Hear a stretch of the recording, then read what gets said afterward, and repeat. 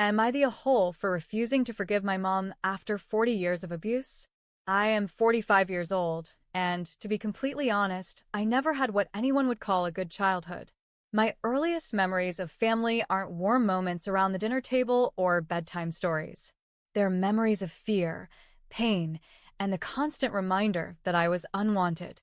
I'm the oldest of 5 children, and out of all of us, I was the one singled out, targeted, and treated like a burden instead of a daughter.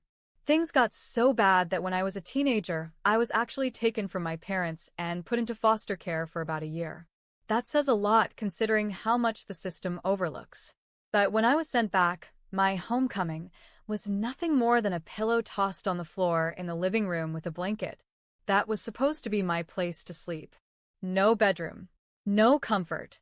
Just a cold floor that reminded me I wasn't wanted.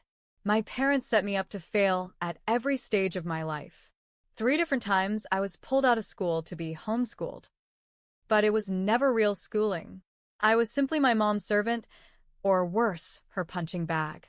After months of missed education, I'd be shoved back into the classroom, told I had to catch up, and warned that if I didn't, I'd never leave the house again. Somehow, I always managed to catch up, but it was never easy, especially when I wasn't even allowed to do homework. My time belonged to them. I was forced to do 95% of the housework while my siblings were spared. My earliest memory of abuse is burned into me. I was about 8 years old. I said something my mom didn't like, and before I even knew what was happening, my dad had me by the throat. He slammed me against the wall and started lifting me up. I struggled until I blacked out. When I woke up on the floor, I realized I had wet myself from fear. And instead of comfort, instead of care, I got in trouble for that. That's the kind of love I grew up with. It was always like that. When I needed glasses, my parents denied it. "We both have perfect vision," my mom said. "You must be doing something wrong in your life if you can't see." Teachers begged them to get me glasses, but for years I went without until I finally got them myself. Doctors? Vaccines? Medical care? All denied. Fast forward to my 20s, life didn't get easier. I had been married, divorced, and had 2 children. But for the first time, I thought I'd found real love. I was engaged to a man I adored, and he was the first person who made me feel safe. Then tragedy struck. He died in an accident. It broke me in ways I can't even describe. And my parents' reaction? Well, you deserved it. The only way you should have left your marriage is in a body bag. That's what they said to me while I was grieving the man I loved. It's no surprise that the father of my kids wasn't any better. He was abusive too. And a part of me wonders if I only accepted that because of the poison my parents fed me all my life, that I would deserve the abuse. That I would one day die at the hands of a man, and that it would be my fault. I believed them for years. Even when I had relationships that ended peacefully, like the one man who broke up with me kindly who stayed a friend, my parents still meddled. My dad actually went to him after the breakup and told him to take everything from me, to strip me bare. That man refused, and even had the decency to call me and tell me what my father had tried to do. It didn't stop there. When my kids were teenagers, they visited my family without me. My parents and sister actually told my children that my sister had every right to beat me while I was pregnant, that she should have eliminated them before they were born. And my parents agreed with her. Imagine your kids hearing that from their grandparents. I've barely spoken to my parents since I was 18.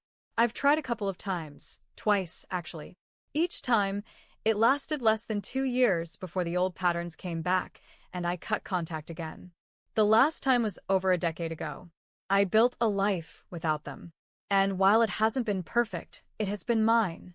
Then recently my brother came to me. He said, "Mom wants her family back." He told me she's over it now. Over what? 40 years of abuse? Decades of torment? He then added, "I know why Mom and Dad hated you so much."